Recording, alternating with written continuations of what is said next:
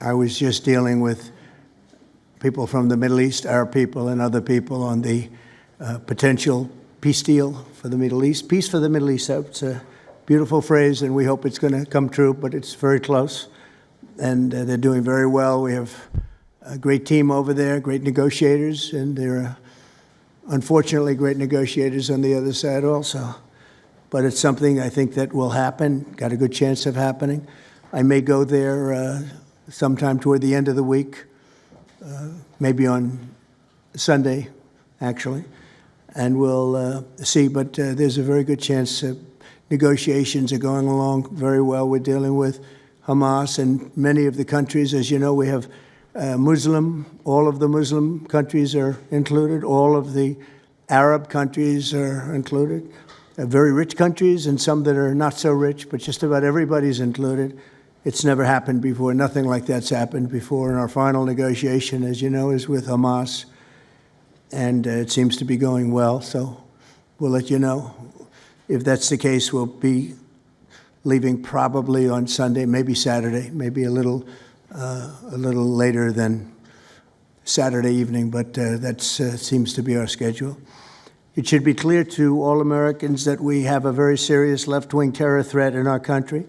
Radicals associated with the domestic terror group Antifa that you've heard a lot about lately, and I've heard a lot about them for 10 years. And other far-left extremists have been carrying out a campaign of violence against ICE agents and other officials charged with enforcing federal law. In Chicago, anarchists have surveilled at least 4 local ICE facilities and posted diagrams of the buildings online, meaning nothing but bad, accompanied by photos of specific ICE agents that they're targeting, one in particular who's a top person and a great patriot. In July, approximately a dozen Antifa-aligned militants stormed the ICE facility in Texas and then lured officers out of the building before firing dozens of rounds at police. They were crazy, frankly, shooting one Texas officer in the neck. And in Portland, Oregon, Antifa thugs have repeatedly attacked our officers and laid siege to federal property in an attempt to violently stop the execution of federal law. Everything we're doing is very lawful. What they're doing is not lawful. And what the governor and the mayor of, as an example, you could say of Portland, and you can say certainly of Chicago, it's not lawful what they're doing. They have to be very careful. In addition, 2 weeks ago, a radical left terrorist in Dallas conducted a sniper attack on a local ICE facility, killing 2 people and leaving behind a note that read, "Hopefully this will give ICE agents some real terror." That's bad. This attack came the very same month that Charlie Kirk was assassinated by a far-left extremist who inscribed the words, "Hey, fascist, catch," meaning catch the bullet, onto the bullet shelf itself. The epidemic of left-wing violence and Antifa-inspired terror has been escalating for nearly a decade. At universities, Antifa has organized riotous mobs to attack campus speakers. I see it all the time. And these are agitators, anarchists, and they're paid. And you'll find that out. You'll be finding it out very soon. You should see what we have on these people. These are bad people. These are people that want to destroy our country. We're not going to let it happen.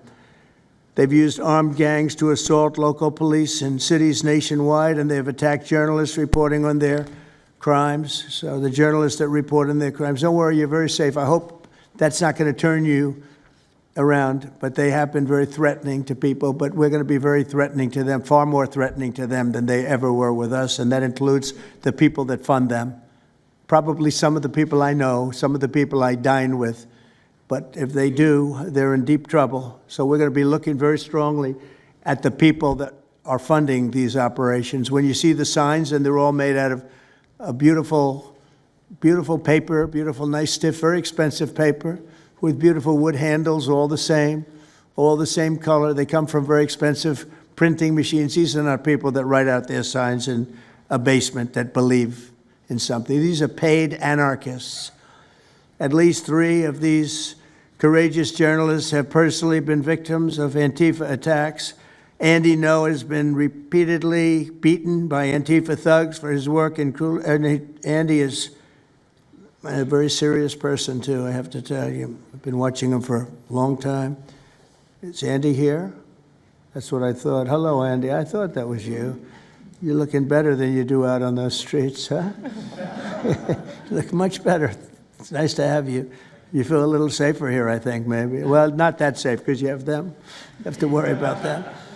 But thank you very much. Andy No has been repeatedly beaten by Antifa, and including one assault that left him with a brain hemorrhage. Only days ago, Nick Sortor was assaulted in Portland by a flag-burning mob, and we've made it 1 year penalty for inciting riots. We took the freedom of speech away because that's been through the courts, and the court said you have freedom of speech. But what has happened is when they burn a flag, it agitates and irritates crowds. They've never seen anything like it on both sides, and you end up with riots. So we're going on that basis. We're looking at it not from the freedom of speech, which I always felt strongly about, but never passed the courts.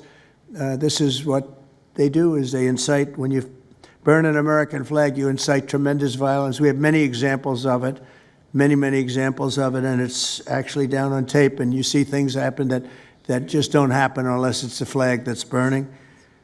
Very recently, Katie Davis Court was hit in the face with a flagpole in Portland by an Antifa radical, leaving her with a very blackened eye.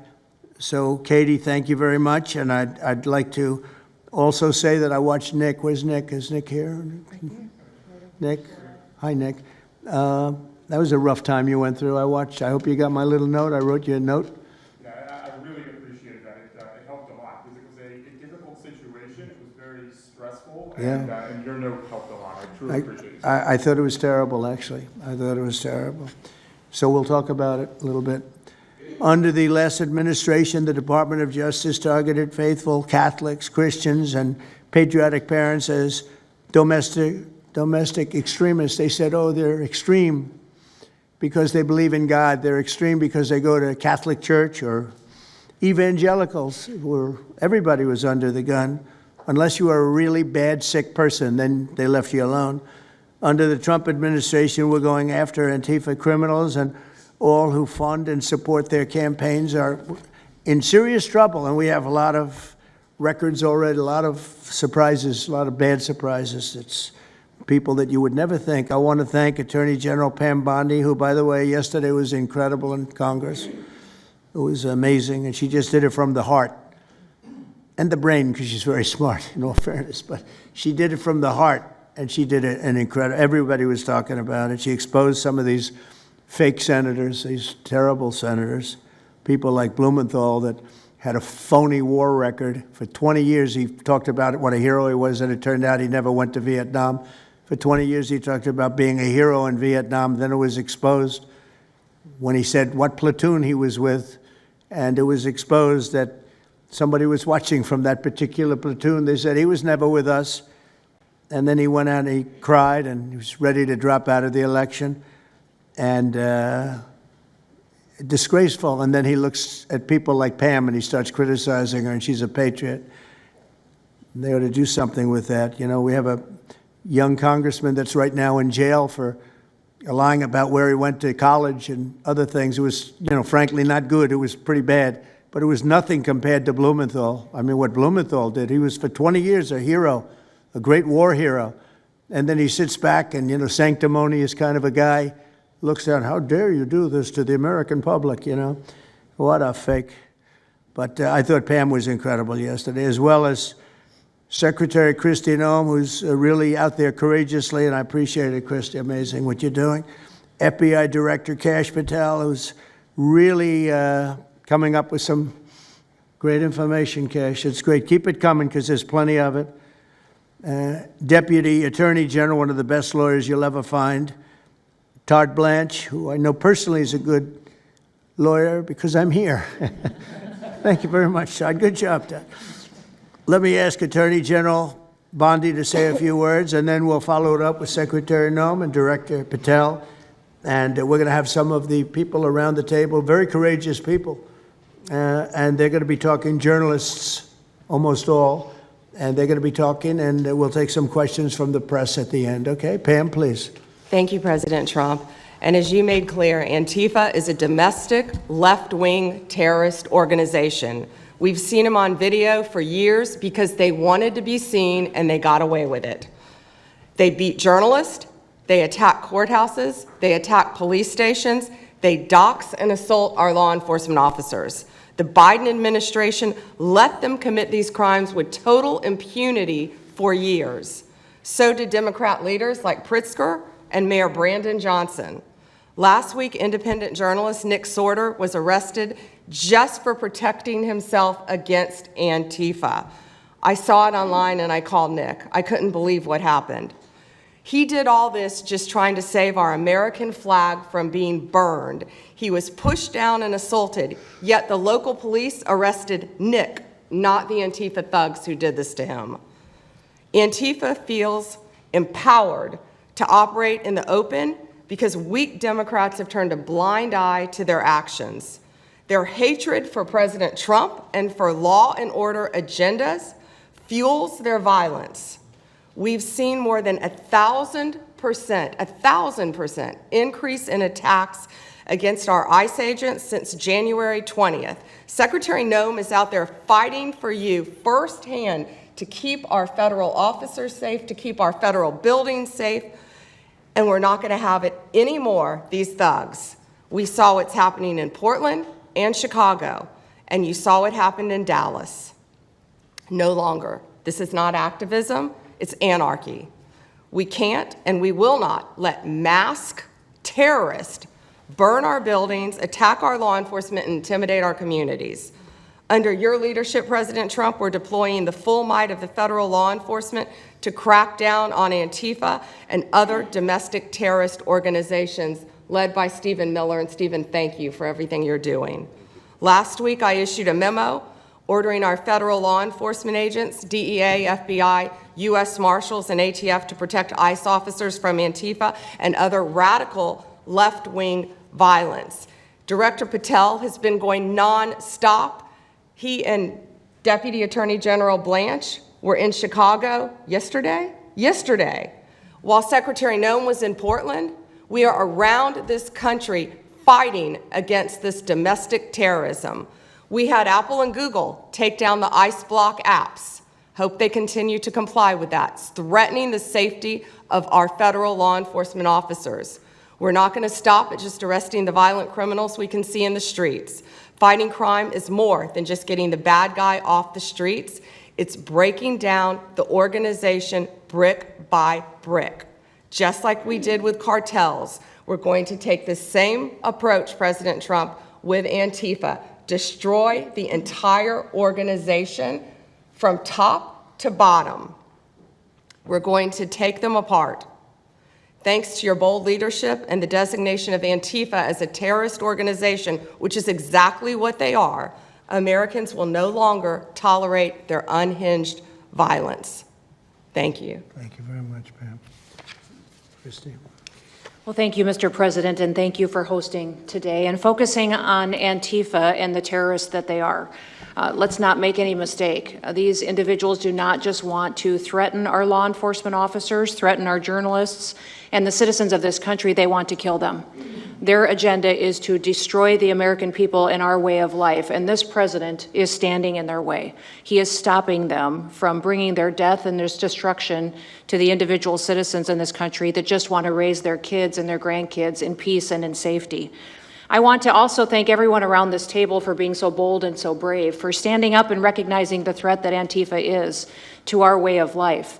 By recognizing how advanced they are, how sophisticated their networks are, how they've infiltrated our entire country, and we're seeing them play out with their tactics from city to city, and how they have built out their funding mechanisms. And sir, I also want to thank our Treasury Secretary for his work in getting to the bottom of these funding mechanisms and individuals who are perpetuating this violence on our American cities.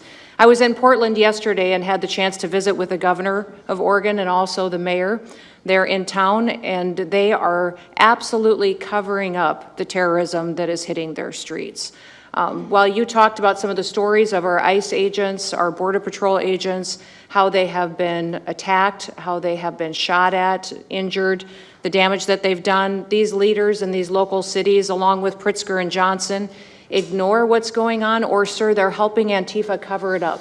We have arrested dozens of individuals that are Antifa members or affiliated with them, and I want to thank our Attorney General for prosecuting them and making sure they never see the light of day again.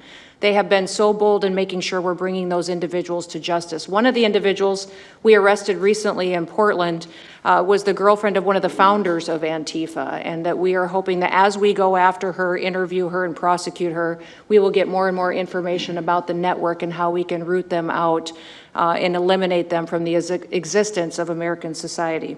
I want to thank the new journalists here today for telling their stories and for being able and willing to go to the streets and to cover what's happening here in America. Many times the legacy media has looked the other way, refused to tell the stories. The networks have not really focused on what this is and what damage it is doing to our country, and how this network of Antifa is just as sophisticated as MS-13, as TDA, as ISIS, as Hezbollah, as Hamas, as all of them.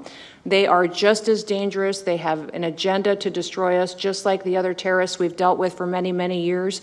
And today is the day that we have a president that won't tolerate it and will stand up and fight for the American people. So thank you for being here, for being so bold, and for standing in the gap at such a time as this. It will matter, it will make a difference, and your life will be one of significance because of what you've done today. So with that, God bless you, and thank you, Mr. President. Thank you very much. Thank you.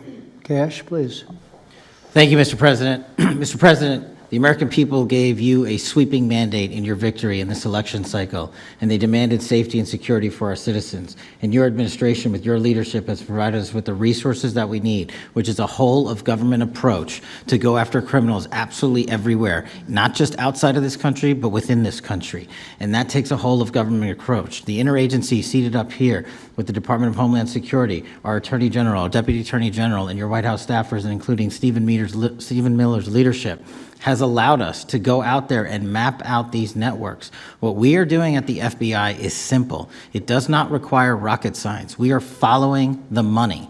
Money never lies. And that's what it's going to take to bring down this network of organized criminal thugs, gangbangers, and yes, domestic terrorists, because that's what they are. They are harming everyday citizens in every single one of our communities. And the folks you see here on the right and left, they're some of the bravest men and women we have today. They're reporting the stories live time because the mainstream media won't cover it. They're putting their lives on the line. They're standing up for the flag. The least we can do is stand up for them. So you have my thanks. I read more of your stories than I do theirs because you guys are putting out the truth. And we deserve a country where you are protected as equally as they are.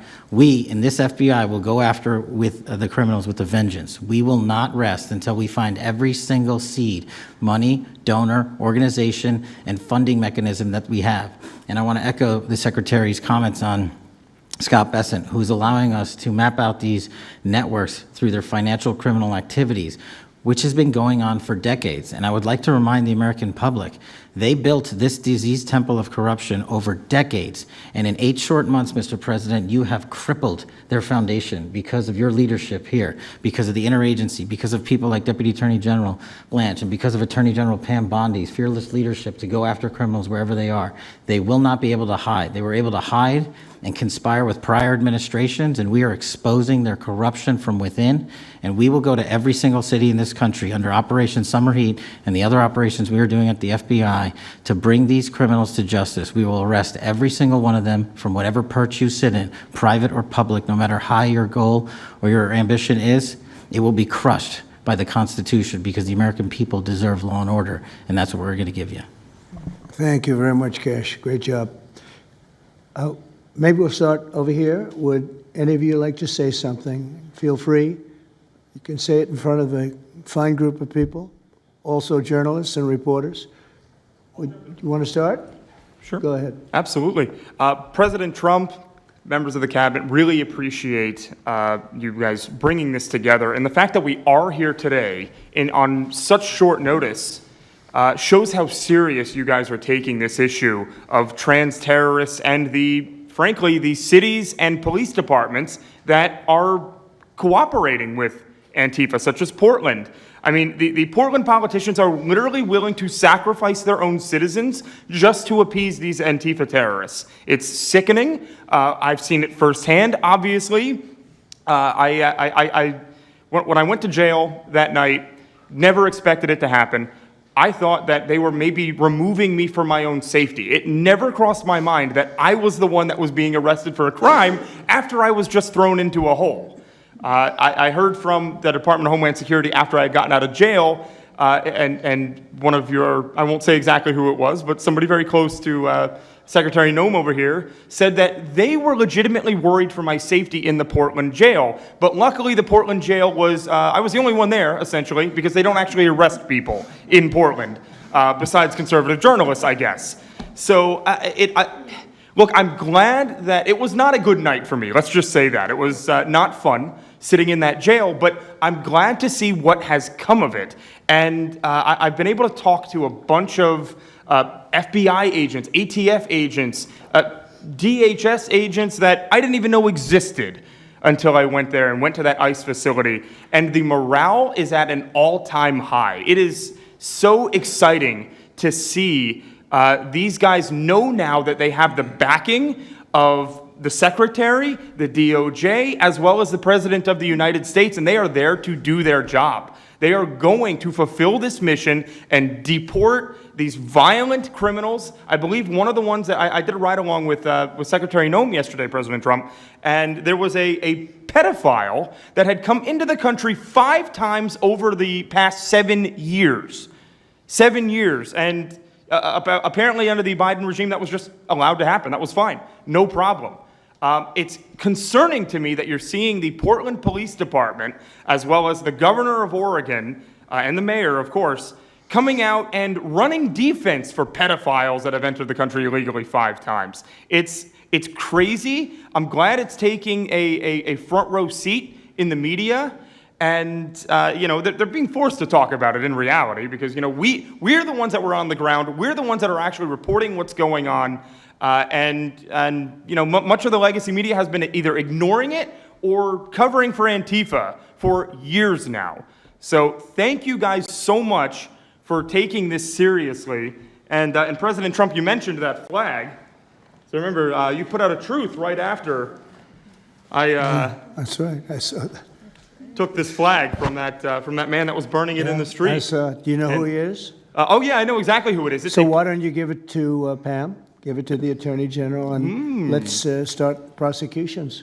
Yeah, I actually have a second flag that he tried to burn as well. So I have 2 of them from the same guy. Well, you also saw what happened when that flag started burning. Everyone went crazy. That's right. And that's when it started, when they started burning the flag. So thank you. If you could give the information, it would be great. Absolutely. And at least that horrible night made you famous. You got He was something already out of it. I got a text from the President of the United States, so I appreciate that. And President Trump, after that happened to Nick, I called Harmeet Dillon and we opened a pattern and practice investigation into the Portland police very publicly as to how they let this happen. Thank you, sir. Mr. President, Brandy Cruz, you're going to hear us be very fired up today, and you can tell, and it's because some of us have been covering Antifa for 15 years and have never had anyone in a position of authority even acknowledge their existence. And I'll also tell you that I think that had you not done, the single most powerful thing you've done to deal with this scourge has been acknowledging that Antifa is a real thing. I genuinely believe there would be people at these tables who would be dead today and would have been killed in Portland had you not called them a terror organization and said, we're going to bring the full weight of the federal government to bear. I talked to Katie Daviscourt in Portland the other day. She'd been assaulted all summer. And she said the same thing, that it seems quick to violence as soon as you made that designation. So they're thinking in their heads, they're worried. There's been 24 or so arrested in Portland. They don't want to go to federal prison. There's this video of them, one of them who was in the face of an ICE agent, and then he's in custody shaking. Once you take the mask off, they're nothing. Right. And I was told by probably a dozen people not to tell you this. I'm going to tell it to you anyway, because it's relevant to what we're talking about. I'm living proof that you can recover from TDS. I had strong Trump derangement syndrome for probably 8 years.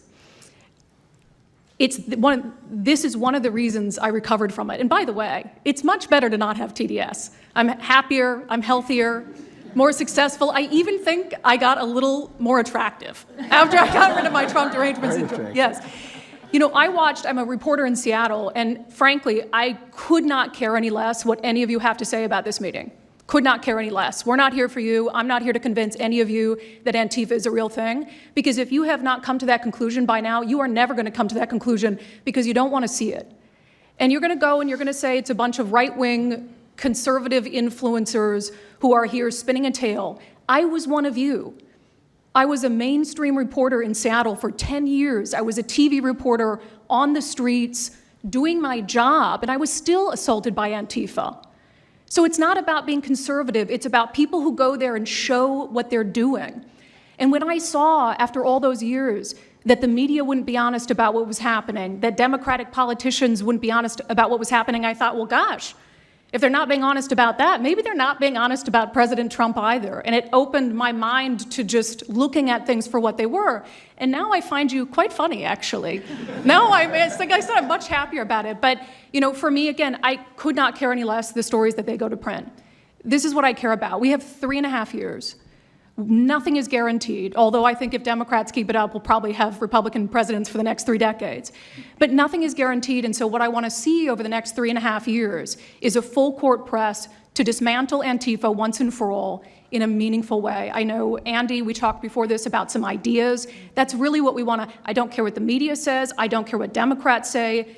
They will never wake up to this fact. So we want the federal government to take as many of these cases as possible, look at the interstate travel between Portland and Seattle when it comes to these people who are committing violent acts, and hopefully in 3.5 years, they will be a shell of their former selves. Very close to done, and it's Antifa and many others, Yes. unfortunately. There are many others, bad ones. Most have been named terrorist organizations. There are a couple that we're going to. But I think we've got it pretty well covered. But there are many others. But very specifically today, it's Antifa, and it's really bad. And we're going to get it cleaned up. Andy, do you have something? Thank you very much. I'm glad you no longer have TDS. I feel very good about that. Fully recovered. Thank you. Thank you, Mr. President and members of the Cabinet. I have a lot of gratitude and a little bit about my background. I'm born in Portland, Oregon, from there. And growing up, it's always been left-wing, very progressive. And I liked it. It had cafes and artists and those who lived a bohemian lifestyle. And in 2016, I was a graduate student at Portland State studying political science. I was an editor at the student paper there, a very progressive paper. And I was assigned to cover the election night demonstrations. Well, the elections night protests turned to riots, 3 days of violent rioting in Portland. And it was the first time that I saw groups dressed in black with their faces covered. This is 4 years before COVID. Some of them were waving the black flag of anarchism, some the red flag of Marxism. And within seconds, they would ravage one street to another, to another, to another. And the next day, I would read the legacy media, which I still read at that time and looked forward to, and I looked up to those journalists. And I was really shocked to see that the narrative was that these, in my view, anti-democratic political violence was legitimate acts of protest because people were concerned about racism or all these other lies. And so for the next 4 years, I just continued going out with my video camera. I thought, look, people can ignore what I write because of spin, but videos can quite speak for themselves. And in 2019, it led to me nearly losing my life. I was covering another Antifa protest turned riot. At that point, had been routine in Portland, and then I was ambushed in a mob beating. And I had never been in a fight. I didn't even realize that I was being assaulted until seconds in. And the punches came from everywhere on my head and my face, and I was bleeding out of my eyes and ears, and then they threw all the drinks in my eyes to humiliate me further and to laugh at me. And I was rushed to the hospital in an ambulance and CT scan, and I had subarachnoid hemorrhage, which is bleeding in the brain. I nearly died. And after surviving that, the reporting that I saw in liberal media it seemed to suggest that I had deserved it because they branded me far right. And some even went so far as to suggest that I maybe faked my injuries. A BuzzFeed reporter asked for my medical records, which I did provide, but this felt so, it's like because I didn't die in that attack, there was another round of people who wanted to finish me off. But I continued, and then 2020, Portland was really the epicenter of the longest political violence. Those months of riots, I was on the ground, undercover, and there was an assassination there. There was a supporter of Donald Trump named Aaron Danielson who was shot dead by a self-described Antifa member who then fled out of state and died in a shootout with US Marshals. In 2021, I returned undercover, naively thinking that enough time had passed, and was chased through the streets of downtown and beaten, nearly choked out. The person who was trying to choke me out held me so tightly that I had the blood, the vessels in my eyes burst. So one of the symptoms were my eyes were completely red after that, and I was hospitalized. So thank you so much for acknowledging Antifa and for directing your administration to treat them as domestic terrorists. It's going to be really challenging because how they organize is that they are decentralized, autonomous, and they operate on deception. And we're still to this day told that they don't exist, that it's a figment of our imagination. I think the DOJ could look at federal conspiracy charges. The state of California and San Diego County last year broke up an Antifa cell in San Diego.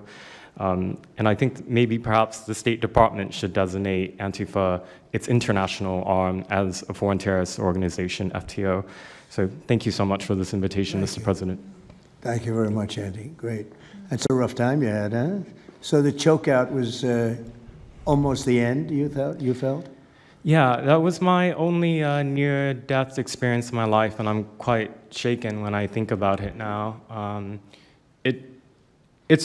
It really feels unbelievable to me that on the streets of America that this type of violence against citizens could become so routine and accepted and cheered on by people. Although, in the immediate aftermath of Mr. Kirk's assassination, we saw again that type of depravity play out on quite large swaths of the left. So there's a deep sickness that's in this country right now, and it pains me a lot to acknowledge it. Yeah, the amazing thing is you look at Portland, and you see fires all over the place. You see fights and, just violence. It's just so crazy. And then you talk to the governor, and she acts like everything is totally normal. There's nothing wrong. It's almost like, are you waking up from a dream or something? You see it on your network. You see it all over the place. And it's so bad. It's so crazy. It's like the movies you see for the kids, I guess not only the kids, adults also, where you have these bombed out cities and these bombed out people. It's like worse than that. I don't think they could make a movie as bad. And then the governor will get up and say, I don't know why they're coming here.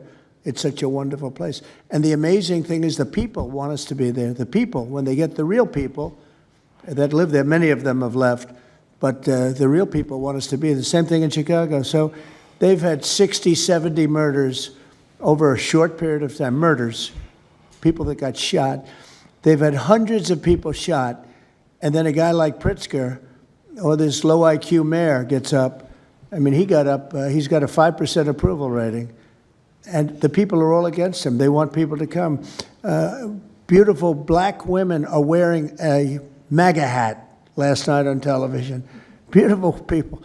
And they said, we don't care who comes, just stop the crime. They don't care, frankly, they don't care if it's National Guard, military. Send in anybody you want, stop the crime. And they're afraid to go out. They can't even go out. And then a guy like Pritzker, think of that, 50, 60, 70 people over a short period of time actually murdered, mostly gun violence, but knives, but gun violence, they're murdered, and hundreds of people shot. They had one weekend where they had like 18 murdered and 71 shot. But they said, you know what their excuse is? Yeah, but it was a long weekend. In other words, it was a long weekend, so that was okay. And then Pritzker gets up and he says, I don't know what they're talking about. We don't have crime here. They're crazy. I think actually they're petrified. Their families live there, everything else. I actually think they're scared. Pritzker was a failure in his family. They threw him out of the family business. Guy's a loser. But you know what? They actually, I believe they're scared. They're actually frightened for their lives. Jack, please say a few words. Mr. President, thank you so much for having us here today and holding this roundtable. Antifa is real. Antifa has been around in various iterations for almost 100 years in some instances, going back to the Weimar Republic in Germany. And it's now been just under 1 month since we saw a far leftist murder Charlie Kirk, and we saw thousands upon thousands of people, other far leftists and people in positions of authority, people like nurses and pilots and doctors and HR departments, celebrating the death and the murder of Charlie Kirk. This sickness that's out there is absolutely real. And Mr. President, thank you for mentioning the fact that one of the bullet casings read, "Hey fascist, catch" on it. One of the other bullet casings right next to that had Bella Ciao written on it. Now, Bella Ciao is a song that is known in Antifa circles as the international anthem of Antifa. And all of us around this room that have studied Antifa, we're very familiar with these symbols. And Mr. President, I think the situation is getting worse. When you look at people like Luigi Maggioni in his 20s, Thomas Matthew Crooks, of course, who took a shot at you, sir, the ICE shooter in Dallas, and now this Tyler Robinson, we're starting to see a pattern of more and more murderous violence. And this same violence is not just random. It is targeted assassinations, which are getting worse. And every single one of us in this room that goes out there, and obviously you as well, sir, and all the staff, we are now under that threat every single day. And working there at Turning Point USA, and I've spent just about the last month out there in Phoenix with Erica, with the family, with the team. And I will tell you this, Mr. President, even though going through something like that, which is an absolute nightmare, and people say, you know, what was it like to speak in front of all those people? It was horrible. Every second of it was horrible. But we're not going to quit. And Turning Point USA is continuing the tour that Charlie was on. We had 6,000 people when we went back to Utah. We had 5,000 people last night in Montana, if you can believe that. We are continuing to organize on campus. We are getting more and more people coming out in the face of this threat, knowing what happened to Charlie. But Mr. President, we need to do something about this, because I fear that the next one who could be killed could be sitting at this table right now. And we're not going to stop, but they need to stop, and they will not stop until they are stopped. Thank you. Thank you, Jack. I appreciate it very much. One thing I have to say is that Washington, D.C. was almost as bad. I don't know what could be worse than Portland. You don't even have stores anymore. They don't even put glass up. They put plywood on their windows, but most of the retailers have left. But Washington, D.C. was so bad, and Pam, I'd say it took 12 days to really make it pretty good, and a month to make it great. And now people are going out to dinner. The restaurants are booming. They don't have enough seats. They're opening up new restaurants because many of them closed. And people are walking down the street totally safe. A reporter, I'm not sure if she's there. I can't see somebody reported there. She is. She was violently assaulted.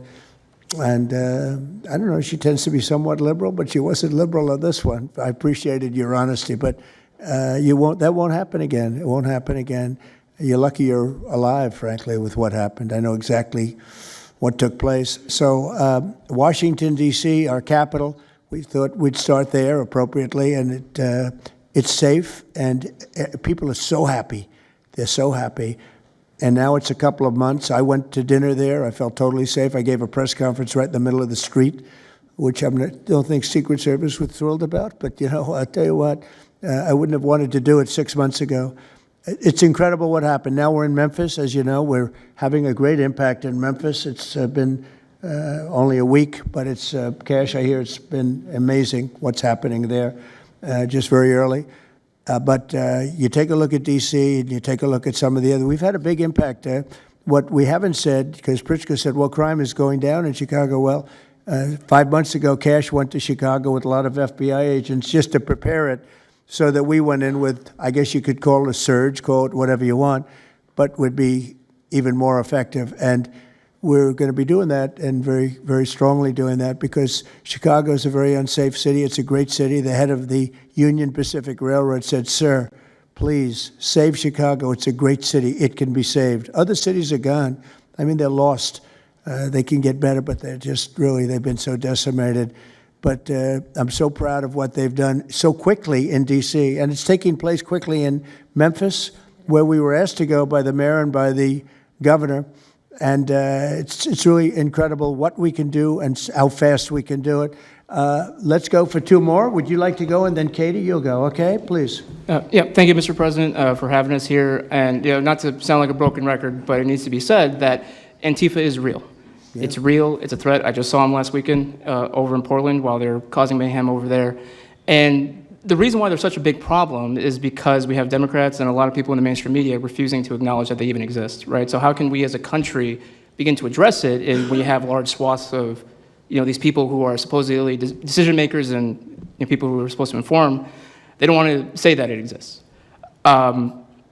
Because the common argument is like, well, they're not a real organization because there's no national leadership, they don't have a national headquarters, so how can law enforcement go after a group that doesn't exist like that? Well, law enforcement goes after criminal groups that organize to rob banks or do smash and grabs.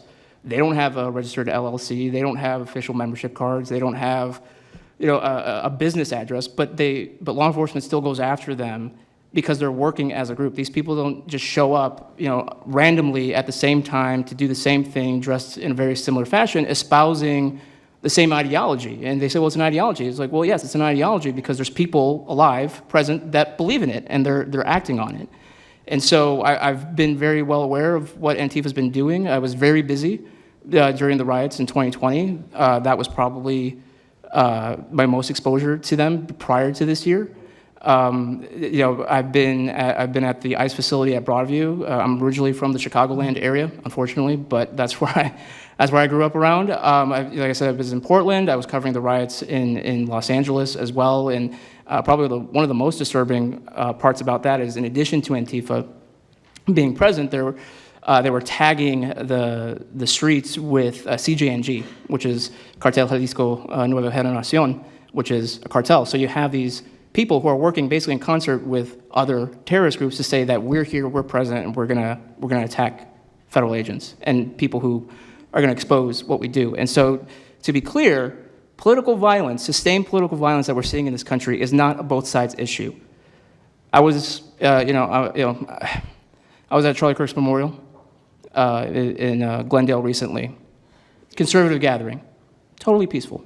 It was the most peaceful gathering that I've been at. Every other time that I've been covering violence in the streets, just this year, just this year, it's always been from left-wing people, radical left-wing people. And it's not even just Antifa anymore. The shooting that happened the defensive shooting that happened in the Chicago area, that wasn't someone dressed in black bloc. That was just somebody that had taken upon themselves to go out and try to interfere and ram federal vehicles.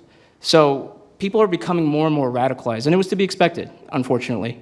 And the reason why we're in this position today is because after I was done covering the riots, I was at the border from the San Diego sector all the way down to the Rio Grande Valley sector, covering the border crisis month after month. And we all knew the solution to that.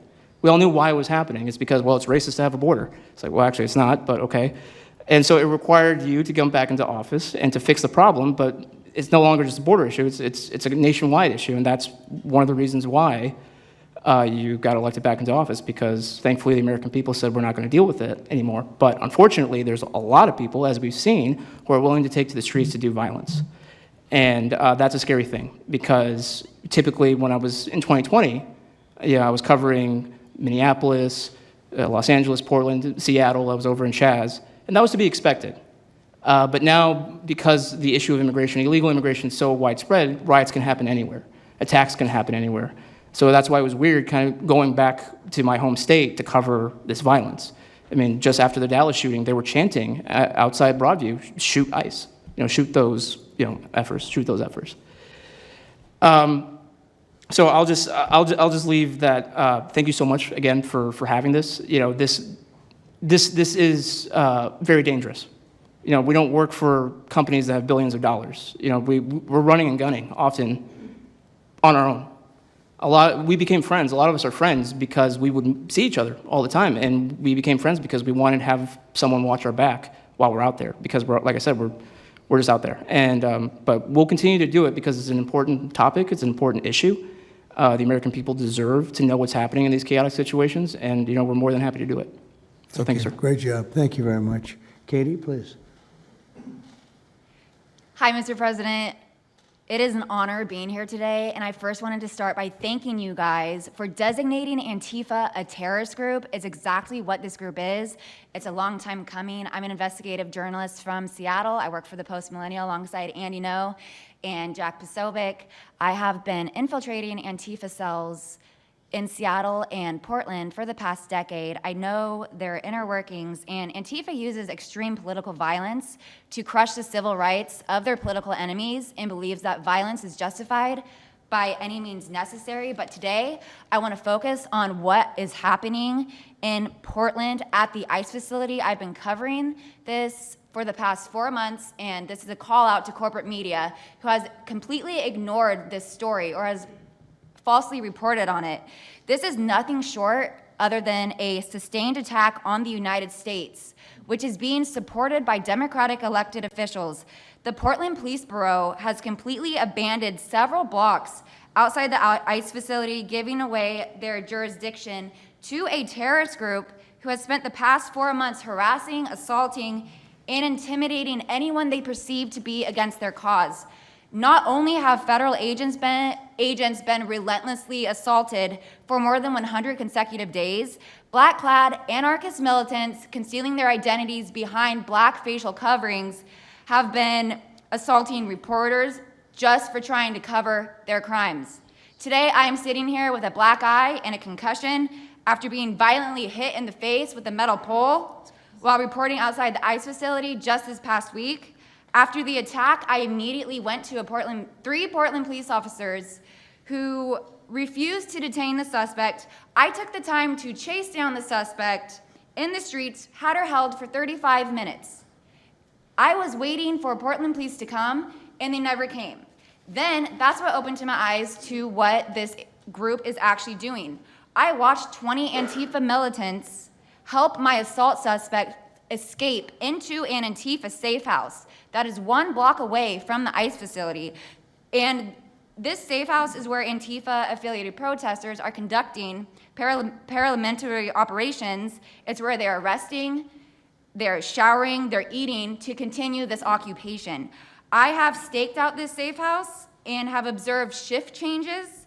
This group is highly organized. It is being funded through mutual aid groups, and they have no plans of stopping. Residents living across the ICE facility have been held hostage by Antifa. They're begging for federal intervention. The city refuses to help, and they want you, President Trump, to come in and restore law and order.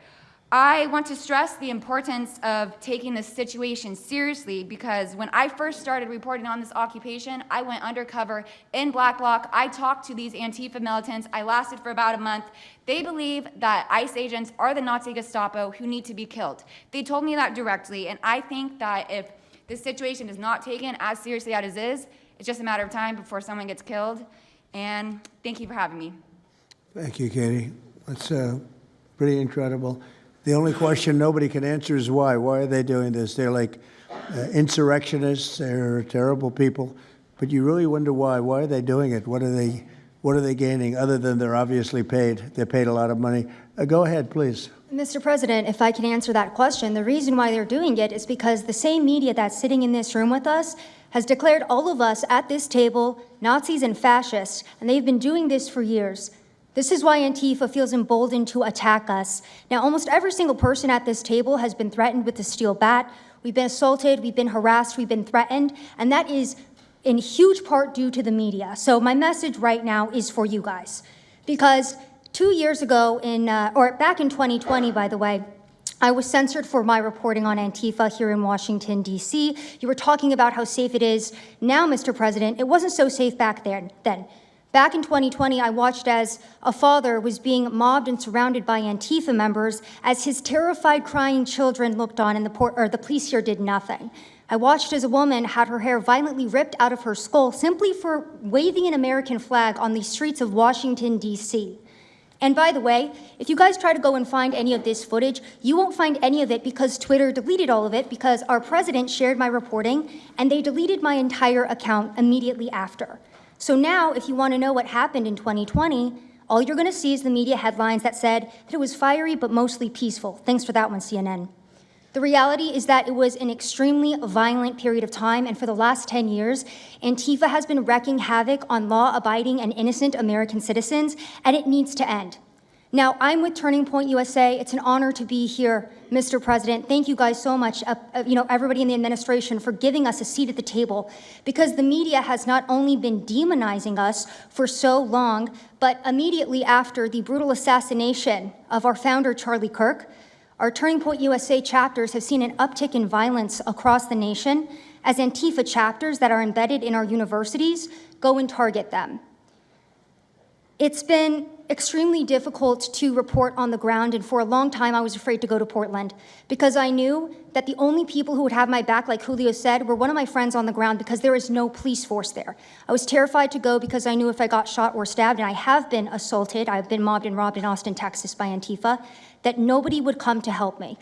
So my plea to the entire administration, especially to the DOJ, is every single radical left-winger who is in front of the ICE facility in Chicago, in New York, in Portland, please make sure that you use the full force of the law to come after each and every single one of them, because it is us being soft on left-wing violence that has fomented all of the terror that we have seen in this country, and it is the left wing getting away time and time again with assaulting law-abiding American citizens that has led us to this place. So truly, to the Americans that I speak to on the ground, they feel completely abandoned by their state and local government. So please step in. You have Americans begging for the National Guard, and to the media over here, please report on the truth. Please do your jobs. I'm an American citizen. Everybody at this table simply views ourselves as American citizens who have an iPhone and the will to actually tell the truth. So please take your job seriously and tell the truth to the American people. And thank you for letting me be here on behalf of Charlie to continue his legacy of cleaning up the country. Thank you, Mr. President. Thank you very much. Appreciate it. Wow, you feel very strongly, I can see. I'm mad. I got beat up so many times, Mr. President. My friends have gotten beaten up, and I want to cry right now from happiness because we have been completely ignored for so long. For almost 10 years, we've been getting assaulted on the streets. I have watched children cry as their parents have been attacked on the streets. That should not be happening at our nation's capital. So please, again, the DOJ, please utilize the full force and go after each and every single one of these people. Fantastic. Thank you very much. Great job. Impassioned. That's important because you should feel like that. Please, go ahead. Mr. President, thank you for having us here and bringing together this panel of brave journalists, everybody on this side of the room. And no one can speak to the violence better than these people here. So I think we know that this is not just a story about violence and chaos, as you alluded to, Mr. President. This is a money story. And at the Government Accountability Institute, my colleague and I, Peter Schweitzer and our team, we followed the money, and we followed it to the top of what we call the protest industrial complex, Riot Inc. And we found a network of NGOs. It's not just the Soros network, the Open Society network, it's other funding networks, the Arabella funding network, the Tides funding network, Neville Roy Singham and his network, Foreign Cash. And it's also big left-wing funders. Some of them are not citizens of this country. Mr. Hans-Jörg Wyss of Switzerland. They're pouring money into this entire ecosystem. And so I want to share 3 money facts with you about what we call Riot Inc. Number one, like any corporation, Riot Inc. has many divisions. It doesn't just have the Antifa boots on the ground division. It has PR divisions. It has marketing divisions. It has a very well-funded legal division to get these boots on the ground back on the streets as quickly as possible. But it does have those investors that I mentioned. Number 2, we have identified dozens of radical organizations, not just the decentralized Antifa organizations, but dozens of radical organizations that have received more than $100 million from the Riot Inc. investors. These would be the lawyer groups. These would be the groups that advocate for calling good, honest Americans fascists, et cetera. And then 3, I think the most shocking thing is that we have found that more than $100 million in U.S. taxpayer funding has flowed into these funding networks, including at least $4 million to these very groups themselves, not just Antifa types, but there was an event in Atlanta called Stop Cop City. Over 60 rioters were charged with domestic terrorism. These groups received money for that from both the billionaire class as well as taxpayer money. So one other thing, this money helps fund the decentralized crowdfunding platforms. These are ways that Antifa, the John Brown Gun Club of Elm Fork, which had links to that attack on the ICE facility, the Socialist Rifle Association, and just because they don't have LLCs or EIN numbers doesn't mean they can't get paid. Some of these funding platforms, crowdfunding platforms, are funded by this network that we call rioting. So again, I want to thank you for your leadership, for the whole cabinet's leadership on this. We're going to keep following the money and appreciate everything you're doing, sir. Do you know the name of any of the funders? Do you know the names? Because if you do, I'd like you to give them to Cash or Pam. Absolutely. Or Christy. Yeah, we'll do that. As soon as you can. That's all of you. Because you probably know the names after a certain period of time. You tend to find out. But these are people that do not have good intention for the country, and that's treasonous probably. So if you could, very important, if you could do that, it would be great. Nobody would know better than you. You'll figure it out. Thank you. Please, go ahead. Yeah, my name's Nick Shirley. I'm 23 years old. I'm a 100% independent YouTube journalist.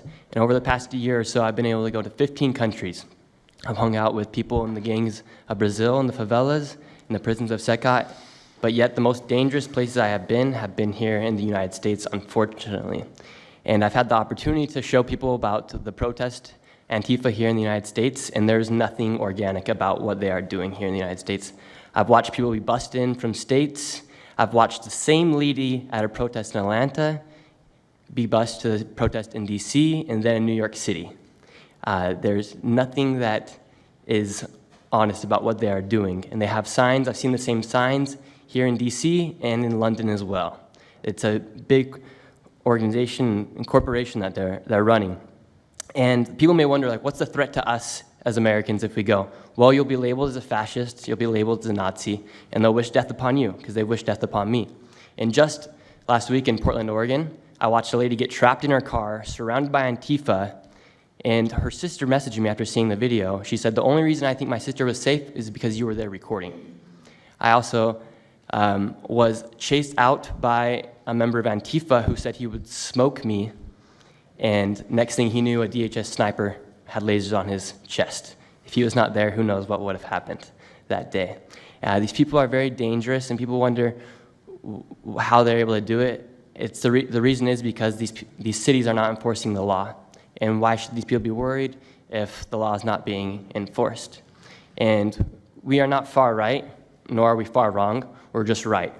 And the truth about what's happening here in America with these groups is very dangerous, and I thank you, Mr. President, and your administration as well for acknowledging that. Thank you very much. It's too bad you have to go through it. I know, it's a little crazy, much. right, Mr. President? Well, you're going to get to the bottom of it, so it's a very important thing you're doing. Thank you very much. Please, Cam. Yeah, I've just got something very short. I'm attacked every time I do my job. When I leave my house to go to work, I am violently assaulted. I've had guns pulled on me. I've been bear sprayed. I've been beaten down. I've been almost killed. So my question for all of you is, how would you feel if every time you showed up to work, masked militants tried to kill you? Because that's how we feel. That's our lived reality. And you guys go and tell us that we're liars, the riots aren't that bad, right? I've never seen any of you guys on the ground. In fact, I've never seen anybody representing the companies you work for on the ground. You guys come to us for interviews that never get published. Stop saying we're lying. We're not. We risk our lives every day to do the job that you guys are too afraid to do. What network would you say is the worst, if I could ask? Oh, man, that's a real tight spot. Honestly, it's a simple question. And well, there's a lot of people in this pool, and I would say I'm not talking about Fox. I'm not talking about Newsmax or any outlet that resembles them, so I'll let you guys put the pieces together on who I'm exactly talking about. Who would you say? Which network would you say? MSNBC, for sure. Oh, they're terrible. I agree. They're CNN, terrible. probably close, yeah. Yeah. I'd rate it that way, yeah. MSNBC, that's Brian Roberts. Yeah. That he allows that to happen is a disgrace. Absolutely. And CNN is second. Yeah, I second. would say CNN is not quite as bad as MS. MSNBC is not What really about a news others? site anymore. Oh, MSNBC is sick. Yeah. They're sick. Well, Who- sir, it's who also else? just the stories that they publish about what's the ICE enforcement operations that are so heavily slanted that it's no longer, as I was saying, no longer just Antifa, but Americans that are becoming radicalized. So they've been very irresponsible with how they've been reporting Who on is it. that? MSNBC, for example, they're Would you rate them the worst? probably. And who ran would a you rate story- second? Well, they ran a story about an operation in Southern California about how a father of 3 Marines was arrested, and they made it seem like they just did it because he's brown. But there's video of that same man charging at the agents with a weed whacker. Now, I've worked with weed whackers back in the day, and you don't want to be in the receiving end of one of those. So that's why he was arrested, but the story was presented as if it's a brown guy just simply being arrested. And I've been around ICE agents, and I'm a citizen, so I feel fine. But it's just that's why. It's not just Antifa. It's not happening in a vacuum. It's No, it's multiple working in factors. conjunction. I think they work in conjunction with some of the media. I think ABC is very bad. I think NBC is very bad. And CBS has a new owner, so we have hope for CBS. CBS has a great new owner, my opinion. But I will tell you, ABC is terrible. NBC is terrible. NBC's MSNBC too. They changed it. They moved it over legally so they couldn't be tainted by the words MSNBC, but they are absolutely terrible. There are a lot of them. What about independents? Independent networks. They're a little bit better, but I would say that we're an example of how you don't need to be part of a super large company to be able to do just basic journalism. All you got to do is sit and record, and you'll let the story play out. And that's why they hate us. That's why Antifa targets us. Well, I watched a level of dishonesty that's incredible, where answers are changed. Like just before the election, an answer was changed by Kamala. She gave a horrible, death-defying, election-defying answer. And they took the answer out and they replaced it with another answer that she gave 5 minutes later, having to do with a different subject, but at least it wasn't election-defying. No, the level of dishonesty with the media is incredible, whether it's on Antifa or many of the other groups. You're talking about Antifa, and I know that's close to your heart because that's the one that's most affecting you. But there are others that are as bad or almost as bad as Antifa, having to do with different people, different sections of the world, but it's terrible. We're not going to let it go on in this country. We're not going to let it go on. And a big problem is not all of them, but some of the networks out there. And you do wonder why. You really do. Okay, please. Go ahead, yeah. Mr. President, thank you again. Thank you. My name is Jonathan Cho. I am an investigative reporter for Frontlines Turning Point USA. I'm also a senior fellow at Discovery Institute in Seattle. And I cover far-left extremism as well as the homeless drug crisis in America. And I find it oftentimes those worlds intersect. And hot off the presses, what I wanted to bring to your attention today is a report from a Capital Research Center here in D.C. in conjunction with Discovery Institute. They just put out this study right now. And what it shows is that Antifa is heavily embedded in the homeless and housing nonprofit sector. In many cases, the homeless industrial complex is running cover for Antifa. Antifa is benefiting from American tax dollars, and they're essentially being used as the muscle. Let me give you an example. There's a group called Stop the Sweeps in many U.S. cities right now. They get in front of encampment sweeps. What they're doing quietly is they're bringing in Antifa militants to manufacture a crisis to make the police look bad. Another group right now that is behind Antifa and working with Antifa very closely, based on the research that we have right now that we're going to give to you and your team, are the Democratic Socialists of America, also known as DSA. Again, these far-left progressive groups tend to be aligning themselves with Antifa.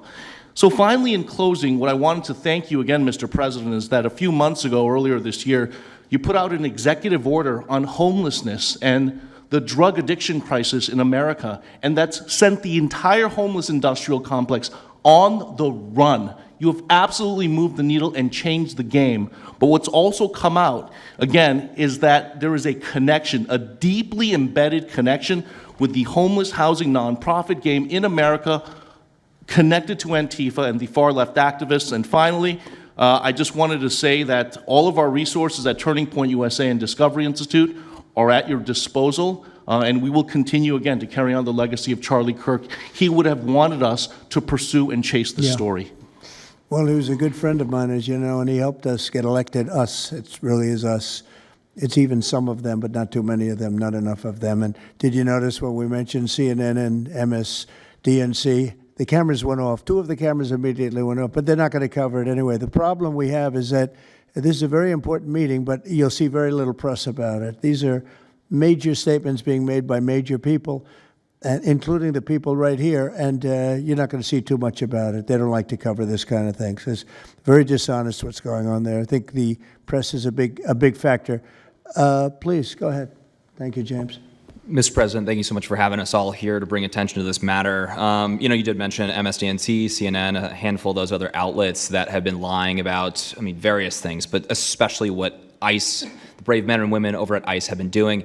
I was talking to Antifa members in Portland the other day, and a lot of these people genuinely believe, they buy these lies, and they genuinely believe that they're fighting against literal Nazis and not brave men and women that are putting their lives on the line to basically, enforce basic immigration law, right? That everyone seemed to agree with up until maybe a few years ago, a handful of years ago. So once again, thank you so much for having me. My name is James Klug. While my primary job is traveling around the country, having conversations with Americans about various political topics and issues, I have had a lot of run-ins with Antifa over the last 5 years. And I do think that Antifa is a primary reason why many conservatives are afraid to go out and protest and make their voices heard and maybe bring friends and family to a demonstration and exercise their First Amendment right, because they are literally deathly afraid. And I talk to these people all the time. They're afraid of militants showing up in black bloc and hurting them and their families. And, I've personally witnessed Antifa assaulting hundreds of police officers. I've witnessed them firebombing police departments and federal property. I've witnessed them making death threats against federal agents, police officers, journalists. I think I've witnessed every single person here, maybe not personally, but I've seen them get, hunted down and attacked.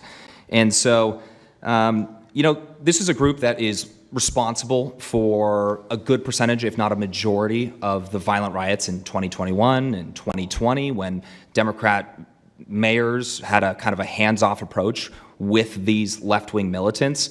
Just as a quick reminder for everybody, we're talking about dozens of murders that happened in those riots. We're talking about billions of dollars of damage to property and communities all over the country. We're talking about thousands of officer injuries. So this isn't just like some little thing that they're, they punch a journalist here and there. No, they're responsible for a lot of damage and a lot of people that have, unfortunately died and basically suppressing people's voices, And so what I did want to talk about is to get this footage, almost every single person in the room here, to get this footage, you have to go undercover because you are at risk of being beaten or worse. You have to go undercover. You have to film low-key to capture them committing crimes. This is stuff that the mainstream media was not doing and has not been doing. They'll show when Antifa is maybe, it's a little bit more peaceful, and they'll show when it's more mellow, but they'll remove the cameras when things get violent and it's actually dangerous to be here. And I have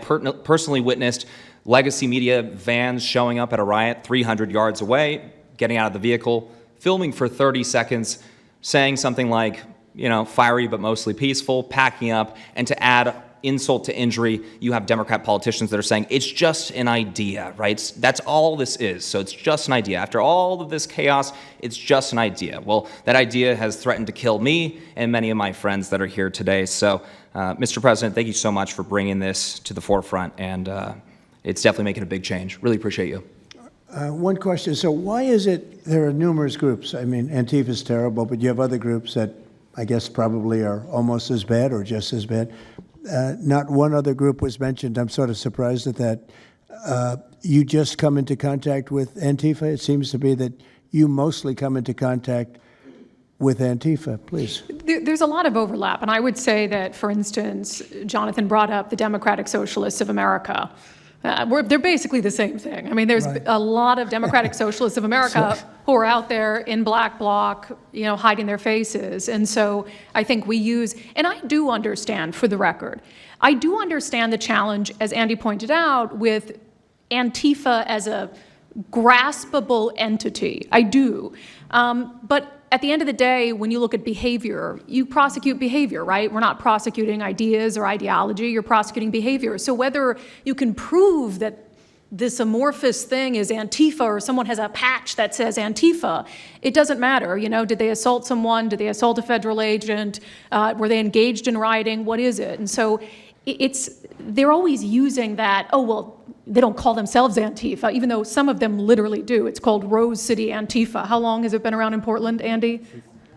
Since 2007. They call themselves Antifa. In Seattle, I was outside the federal building, and they were yelling, "There's no police here, this is Antifa land." And then at the same time, Democrats, like our governor, oh, Antifa is an idea. But yeah, I think Antifa can overlap with a lot of other entities and organizations. Okay, very good. Thank you. President Trump, I just wanted to add this real quick, because you were asking which mainstream media outlet is the worst. What I think, it's any of them that decided to call Kilmar Abrego Garcia Maryland Dad. Because when I'm out there on the street talking to these people, they call Maryland Dad is this human, he's actually a human trafficking MS-13 gang member that's illegally in the country. But the amount of people on the street that I spoke with that thought that he was a U.S. citizen that was being deported to Uganda is dangerous. These people genuinely believe, based on what comes out of the garbage standing over here, that you guys are deporting U.S. citizens. So that's what's causing all these problems. So when you have a governor like Pritzker in Chicago, where you have Illinois, which is in a lot of trouble. Chicago's there, potentially a great city again. It's not great now, but it could be great again. That's why we have to get there soon, because eventually you can't do that. What makes a man like that say that things are wonderful? Why doesn't he say, we love that President Trump is going to come and help us clean up Chicago and make it safe again, as opposed to fighting us and pretending that there weren't 50 murders and 200 shootings and all of that? Why is that? Go ahead, Nick. To spite you. To spite the administration. That's simply what it's about at this point. Because, if you go and talk to some of these citizens, like I'll use Portland as an example again, because I've been there for so long now. You talk to the neighbors that live in the apartments next door to the ICE facility. There are veterans with PTSD that live there, and they're here all night long, screaming, fireworks being lit off by these rioters, children crying because they, can't sleep at night and they're scared of all the noise outside, and they can't leave. They got a lease. You can't just leave. These people aren't wealthy individuals, and that's one of the major problems here. And these people are afraid to come out and speak out. And they're getting no help from their government at all. They've been begging for the noise ordinance to be enforced outside of their apartment complex for months now, and the city of Portland has ignored them every single time. The victims are, as I said, they're afraid, but the governments aren't doing anything because they want to spite the administration. It's all political. And the politicians make you feel like you're foolish, like there's something wrong. How could President Trump be saying that about Chicago? And yet the night before you see that, 11 people were shot, 5 people died, and you have him talking about like it's a wonderful situation. They make you feel guilty. And a lot of people don't get over that. They just don't get over it. I think they convince the people. Do wealthy people leave too or not? Places like Portland, are the wealthy people leaving? People that can leave, are they leaving? I think that they're moving to the areas that have been gentrified. I mean, the Oregon governor, when she was saying, we don't need Trump here, she's walking around. It's a very tight shot, if you notice that. And she said, Portland's just fine. Look at me. And they'll focus on the couple areas of Portland that are very nice. She was saying that, and there were explosions in the background. Mm-hmm. Yeah. I mean, there was a reason they cropped it in. Explosions in the background. Sure. Anybody have anything else to say over here?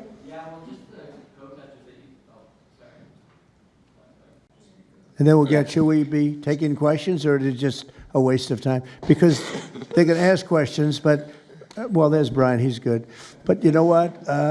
In a way, it's a waste of time because if you give a great answer, they don't put it on. If you give a horrendous answer, or even if you give a great answer, they make it sound like it's not a great answer. They're very dishonest. Go ahead, Nick. Yeah, and I think part of that dishonesty comes from what they see. For instance, I've never been asked to go on any other show besides Fox News. My clips go viral everywhere, but they've never even asked, like CNN's never asked, MSNBC's never asked. And a lot of times when I go to hotels, I'll stay and I'll watch like MSNBC. Fortunately, their ratings are terrible. They are terrible. MSNBC is dying, and CNN is dying like a dog.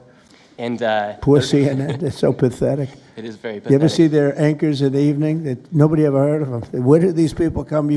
I could take anybody off the street in Washington, D.C. that do a better job. Yeah, and it's not amazing. hard to show what's going on these days. You literally have an iPhone and you can post it on X. They don't believe in the star system, It's just one of those things, right? Okay, Nick, you finished, Nick? Yeah, Are thank you you very finished, much. Nick? Good Can I- job. Thank you very much. Well, you've been through hell, I tell you that, but you're really incredible patriots, incredible people. Go ahead, please, Brian. Brian, go ahead. I'm so thankful for each and every one of you here right now, and I'm very grateful that my network, Real America's Voice, has partnered up with many of you. Jack Sobin, you have a show on a network. Many of you, Savannah, have appeared on a network as well, so thank you for being here.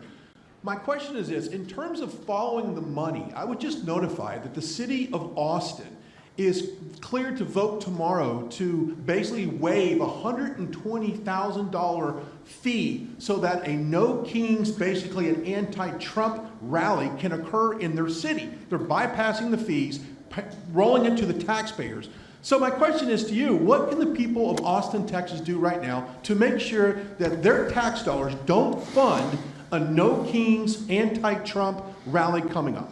Well, you just tell me that I would love to do something about that. Bring a lawsuit, do something. The best thing you can do is have honest elections, because the elections are totally rigged in so many of these places. You take a look, the people, they're all loving you. They can't breathe. They love so much, every one of them. You don't see one negative, then all of a sudden you lose the election by 20 points. The elections are so rigged, and we proved that in 2020 more than any other time.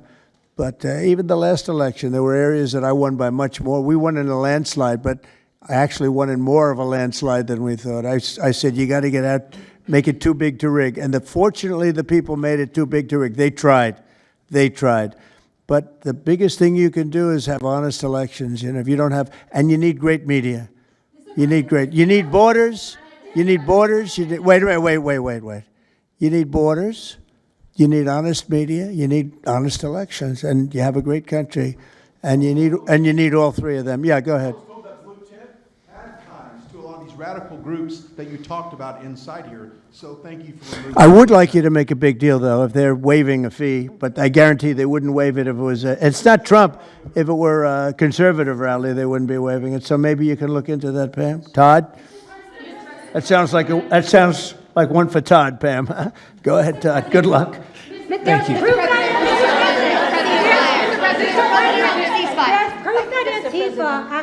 Who are you with? Who are you? I am with What network? I'm with Al Arabiya. It's an Arabic network based in Riyadh in Saudi Arabia. But I am the foreign pooler today.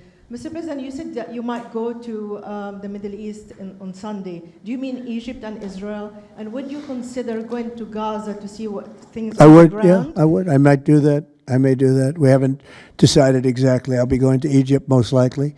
That's where everybody is gathered right now, and we appreciate that very much. But I'll be making the rounds, as the expression goes. I probably will. Go ahead. Mr. President. Go ahead. Just to clarify, you said you might go to Gaza. You're saying on the Who are you first with? topic. I'm with. I'm representing the TV pool, but I'm with NBC, sir. That's too bad. Go ahead. Well, just to clarify, you said you might go to Gaza, and then the second question I had earlier today, you said the mayor of Chicago and the governor of Illinois should be jailed. Have you asked the Justice Department to look at possible charges? No, I've seen the law, and when you have a group of people where the police call off the safety for ICE officials, I've understood that, and I've read it today in numerous journals, that that's illegal. What they did is I guess it was ICE, Christie, right? They were under threat, and the police were helping beautifully. and it was fine. And then all of a sudden, a woman was on the line saying, everybody, move back, get out, get out. And they were given an order by the second person in the police department, and the governor knew about it, the mayor knew about it. I understand that's a criminal offense. Do you want to comment on that, Christy? Yes, sir, we're seeing that kind of pattern happen with local law enforcement and state law enforcement, not just in Illinois, but also out in Oregon, too. In fact, in Portland, I was there yesterday, but some of the ICE officers were telling me that as they drove by the rioters that were saying, kill ICE agents, Molotov cocktails, melt ICE, that the Portland police were cheering them on and had their fists in the air cheering on the rioters that were threatening their lives. So in Chicago, we had a 10-car caravan trail our ICE officials and pin them down. And those ICE officials, to get out of their vehicles, a woman tried to ram them and run them over, and shots were fired to get them to safety. So it's happening on a regular basis, and any elected official that allows this to happen and gives cover to those kind of individuals who are perpetuating murder should absolutely be prosecuted, in my opinion. Mr. President, Daniel. And by the way, we have Marco Rubio. Marco, come on up here, please. He's going to bring a little stability to this group. Come on up. Does everybody know Marco Rubio? Is there anybody that doesn't? Some of the reporters don't. That's why they shouldn't be reporters. Which job is he here for today, Come sir? on up here, Marco. Anything we should know about the Middle East? That's what we're hoping to talk to you about here, Mr. President, once they leave. He's doing a good job. He was born for this job, I can tell you. Daniel, please. Mr. President, thank you very much. I have 2 questions for you, if that's okay. Seamus talked a little bit about the money aspect of this. Do you believe if you go after where the money is coming from with Antifa, in regards to Antifa, do you believe that would be similar to cutting the head off the snake, so to speak? And I have a question It on would help. this. I don't know that it would be totally complete, but it would certainly, you'd knock out 75%, 80%, 85%. These people, a lot of them don't believe it. You know, when I watch them, I say, I can almost tell a pro by, they're like professionals. That's all they do. And they get paid by somebody. I think it would knock out a lot of it. Yeah, not all of it maybe, but a lot of it. And then a follow-up to that is, a lot of the people who we've listened to over the last hour, they've emphasized that Antifa, it's not necessarily this big organized thing. It's a bit ambiguous. It's deorganized. I think that's one of the words that Andy used. What is the challenges of going after a group that makes it intentionally difficult to go after and find? That could be for you, the Attorney General, anyone up there. Well, they're smart people, and they deceive. A lot of them are crooked people. A lot of them have been staying out of trouble their whole lives, and they've been bad from the day they were born, frankly. But these are sick people. Pam, go ahead, please. Well, they're smart, but they're not smart enough. Oh, my microphone's broken. They're smart, but they're not smart enough. They have been covered by these liberal cities for so many years. And that's why we're all working with Treasury, with all these different departments, to find the criminal conspiracy. Okay. I'm just giving. Yeah, I was just given a note by the Secretary of State saying that we're very close to a deal in the Middle East, and they're going to need me pretty quickly. So I will take a couple of more questions. Please. Thank you, sir. I also have 2 questions for you, if I may. Have you given any more thought to possibly suspending habeas corpus to not only deal with these insurrectionists across the nation, but also to continue rapidly deporting illegal aliens? Yeah, it's suspending who? Habeas corpus, sir. Oh, I don't know. I'd rather leave that to Christy. What do you think? No, sir, I haven't been a part of any discussions on that. All right, go ahead. In the ceasefire This is negotiations. CNN speaking, by the way. So, Are you this is personally one of the worst reporters that you'll ever see. I don't even want to take a question. It's a waste of time. Go ahead. How will you decide which workers get back pay and which workers do not? Well, we're going to see. Most of them are going to get back pay, and we're going to try and make sure of that. But some of them are being hurt very badly by the Democrats, and they therefore won't qualify. Go ahead, please. What will the administration do to foreign Antifa organizers and funders who are located overseas? Go ahead. In the yellow, please. So the Nobel Peace Prize will be announced on Friday. You've been nominated by many world By leaders, many countries, that's by many right. countries, as well as the hostage families. Do you think you will win? I have no idea. I mean, look, I did settle. Marco would tell you we settled 7 wars. We're close to settling an 8th. And I think we'll end up settling the Russia situation, which is horrible. 7,000 people died last week, by the way, in Russia, between Russia and Ukraine. I think we'll settle that. So I don't think anybody in history has settled that many, but perhaps they'll find a reason not to give it to me, you know? Perhaps they will. President Trump, participating in the ceasefire negotiations. Thank you. Going to the shutdown quickly, what is your position on the extension of health care subsidies, which is what Democrats are asking for? All I want to do is very simple. I want to get the country open, and then we're going to discuss that. And we'd like to, Obamacare is a horrible mess, and it has been from the beginning. We want to make it better, stronger, even if it costs more money, we want to make it better. The Democrats want to make it worse. The Democrats want to approve health care for illegals coming into our country, many of them coming in from prisons and mental institutions and drug dealers. They want to give them health care. We don't want that for our people because that's going to destroy the health care that we already have.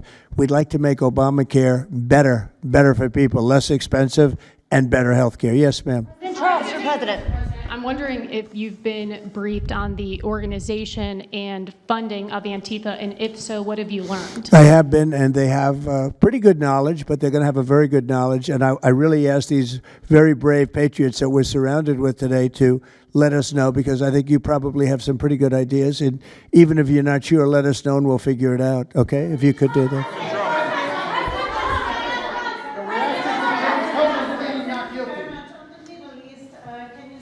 You're from Italy? No, I'm from France. Oh. Can you specify how close we are to the deal? Would that be announced today, tomorrow? And do you want to see the hostages released before you travel to the region?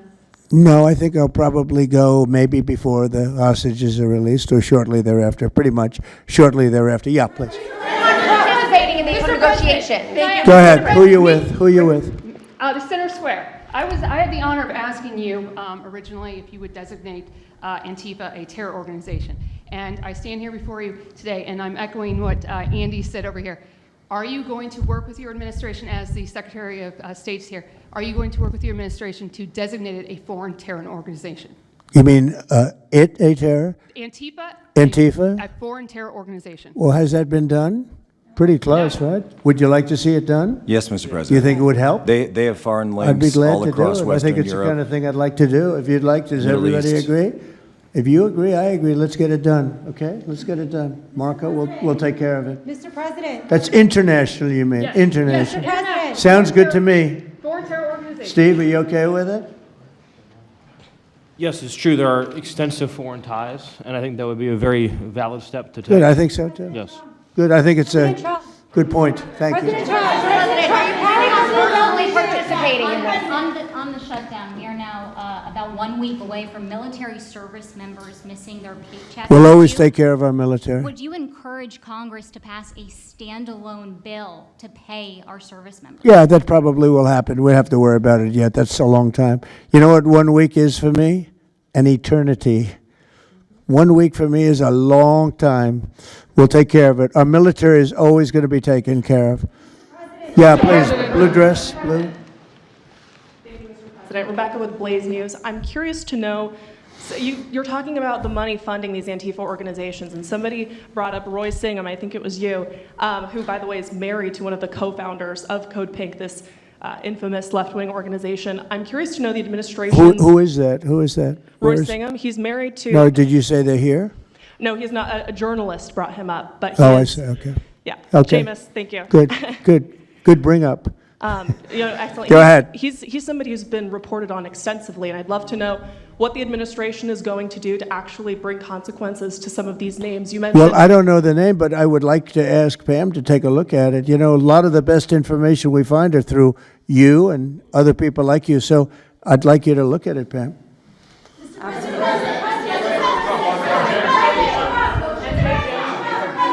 In the back, please. Compelling proof that Antifa did infiltrate on January 6th, dressed up like Trump supporters and incited violence. Is that something that you would want the new J6 committee at Congress to look into? Well, I've heard that. They dress up like, they're fresh out of MAGA, but they have nothing to do with MAGA. And they make trouble and they try and blame it. And yeah, we know some of that and we will be acting on some of that. We've seen it. So I think you could stay a little longer, but the problem is, although you have some very honest journalists in here, you also have some largely dishonest journalists like MSDNC and CNN. I think they're very dishonest, unbelievably. It's like a waste of time even talking to them. But I have to go now to try and solve some problems in the Middle East, although I'm very well represented by our Secretary of State. He could probably do an even better job than me, but who knows? We don't want to take any chances, so we're going to go and do that. If you'd like, Pam, would you like to stay for another 5 minutes, 10 minutes while we have all these great people? And I'll let Pam and Christy take over and get some good points out. I just want to thank the people around the table in particular. You've been amazing. You've been brave. You're real patriots. You're real patriots. And at some point, we're going to have to look into, at least in certain cases, rewarding you with some very important medals and honors, okay, as we have done and will be doing with Charlie Kirk. Charlie is getting the Presidential Medal of Freedom, which is our highest award outside of the Congressional Medal of Honor. And I think they're sort of even. One's civilian and one's military.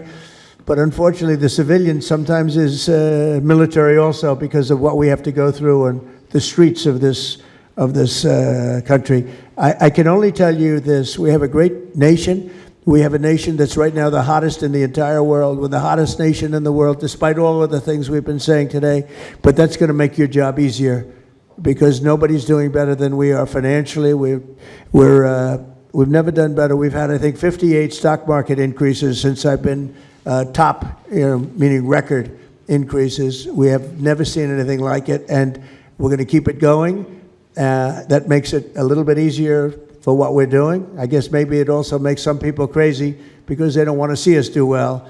But we're the hottest nation anywhere in the world, and we were a dead nation 1 year ago. I say it all the time. We were a dead nation. Now we're the hottest nation in the world, and that's said to by every leader. One of the reasons that we have every country already signed up or just about to sign, every country in the world on this whole mess we have going over with Hamas and the Middle East and all of the things you see, is they respect our nation. A year ago, you wouldn't have been able to get it. You certainly couldn't have gotten it with Biden. You didn't know where the hell he was. But a year ago, you wouldn't have been able to have a situation like this. So I just want to thank the people around this table, and certainly the officials around the table, because they've been incredible. They've been brave. And I watched yesterday, Pam, and I watched a little bit. I thought it was so good. I rounded up, and I watched it late in the evening because I thought you were fantastic yesterday. You really, look, you had some wonderful senators, some great politicians asking you very fair questions, and you had some real slime balls. But I thought you were amazing, so thank you very much. And Christy, thanks for the great job. Cash, thanks for the great job. Always my man back down there. He's the silent type, but he's a hell of a lawyer. Thank you all. We're going to get peace in the Middle East. That's what we want to do. Thank you very much, everybody.